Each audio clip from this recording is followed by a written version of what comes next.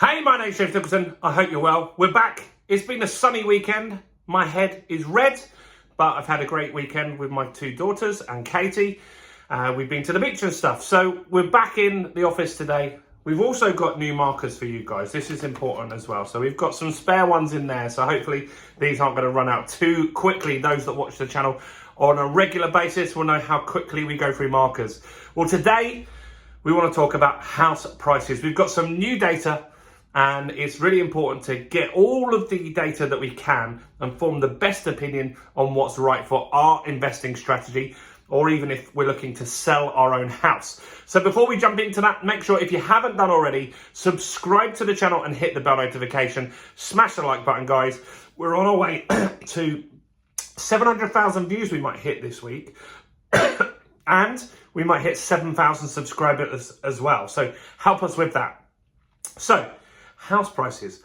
What is going on? Well, Rightmove data has come in over the weekend, and it's not good. It's not good.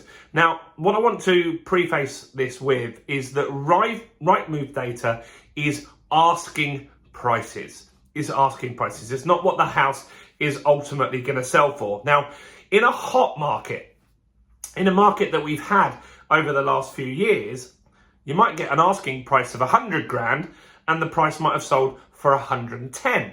Often the house prices were higher than the asking price, and that was because there wasn't enough stock. There were so many buyers with lots of money from furlough, bounce back loans, not going out, not going on holiday, and that drove the market up. So in a hot market, you'll often see asking prices or people paying above asking prices. Now, in today's market, that's not what we're at. There's not lots of buyers in the market. So more than likely, whatever the asking price is, people are going to offer less. I know I have been. Now, some sellers are stubborn. So I've been looking around the Dorking area. I've just, out of interest, been viewing, I've been offering, and I've found one good deal, and I have found a lot of buyers that are very, very stubborn. So whatever their asking price is, they're not really taking offers now, but they might in the future. So who knows? So what is going on? Well, asking prices are down a big chunk here. And so the asking price on average is down £7,000 on a month-by-month basis. That is a big, big drop in asking prices. Now, what's interesting is these deals, these listings, are ones that are going to be in the price data that we get in early 2024. So remember, I'm saying that I don't feel we'll have much of a big drop this year, but I'm not ruling out next year. So what this indicates is that the start of next year, when those deals start completing, probably going to have a bit of a drop here. And so this is 1.9% down on average. And so the average asking price is 364,895, which is higher than the average house price. So that's interesting to see how that data comes through. So we're 1.9% down asking prices in a month. Now, why is that? Well, eventually it really makes sense to sellers that interest rates, these sorts of things are going to hit people's affordability. So what they can afford to spend is going to be cut. And you'll get some of these sellers will be people that they themselves are now on a higher rate and they just want to get this done quickly. And so that's really, really important to see. And when the market will massively shift forward, up or down, but when it does is when people really need to sell. And so if you really need to sell your property, you'll price it accordingly to get the inquiries to actually get that sale to completion. And so some of the people that are listed at the moment, they're not really serious about selling. And so just around this office, I've got someone over there, I've got someone over there, two new developments. Both of them have got multiple properties in there. However, both of those investors are cash rich. And so they're just going to sit it out and wait until someone comes in at the price that they will be willing to sell for. They're not going to be slashing their prices because they don't have other developments to go into, and they would rather just maybe rent them out temporarily Airbnb, or one of them's considering Airbnb, one's considering just doing a 6-month let, just to get some cash flow coming in while they wait for the market to recover. So not everyone's desperate to sell, but this does show that some people are getting a bit more serious about turning that property into a sale, which is interesting. Let me know your thoughts and comments below. So what's also happening is that agreed sales this month is down 15%. So sales down minus 15%.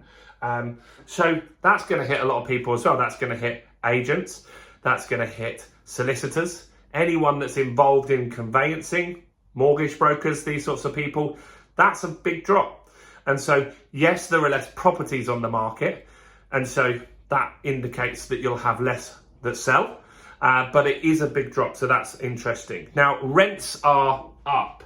And so we've spoken about this a few times. Rents just keep going up. That is something that you'll see, I think, addressed fairly soon from the government. And so I know in London, they're considering putting a rental cap on there. I think that's maybe a possibility. Will it work? I don't think so. It doesn't have a history of working. Lots of countries have tried it. Cities have tried it. It's never historically worked at all. I think it's Ireland that recently did it. And what happened was, just before the rental cap came in, a lot of landlords just kicked out their tenants and whacked up their rent by 40% to get it in ready for this rental cap. Well, it might not be 40%, it was thereabouts, but what it caused was rents to just surge because landlords whacked the rents up before that happened. That isn't what the market needs at all. Rents are already surging. We need to build more properties and get more rental stock in the market. We just need to maybe have a temporary pause on bashing landlords and keep some of them in here a bit longer term, because lots of them are looking to leave. So first-time buyers are up. That's interesting. Now, why are first-time buyers up when house prices are coming down? Affordability is tougher than it's been for a while. Well, first-time buyers are generally seen as growing in the market at the moment purely because of the rental crisis. So because rents are going up, people are deciding, we're going to have to stretch ourselves. We're going to have to buy somewhere because it's cheaper in some areas to pay a mortgage than it is to rent, right? So that's an interesting stat there. What else? Okay, yeah. So this is another reason that property prices haven't crashed so quickly. Is there is 10% less properties on the market today than there was in 2019. So less stock means people will have less options. The less options there are for the buyers means that the prices don't need to get slashed quite as badly as they might. Now, as soon as that changes, so as soon as more sellers get big interest rate hikes, or they just decide they need to downsize, or they just can't afford their property anymore, you're going to see a ton more people put their property on the market. And that's where we'll start to see next year some bigger drops in house prices, unless the government step in and do something, or the interest rates start to drop significantly. So yeah, Rightmove data. I know a lot of you guys aren't interested in Rightmove data because it's been fairly positive the last few months. This is a way more negative outlook from Rightmove, which might delight some of you. So what we're saying is £7,000 down in a month on asking price, 1.9% that is. £364,000 is the average asking price now. And sales are down 15%. Rents are up. And first-time buyers are coming back into the market just because the rents are so high. So what do you think about all of this? Do comment below. Do smash the like button. Remember, we're trying to get 100,000 views just in August. We're very close to doing that, but every single time you like that button, it helps us. Why not go and watch something else, because that will help to our view count as well. Go and watch this video right here.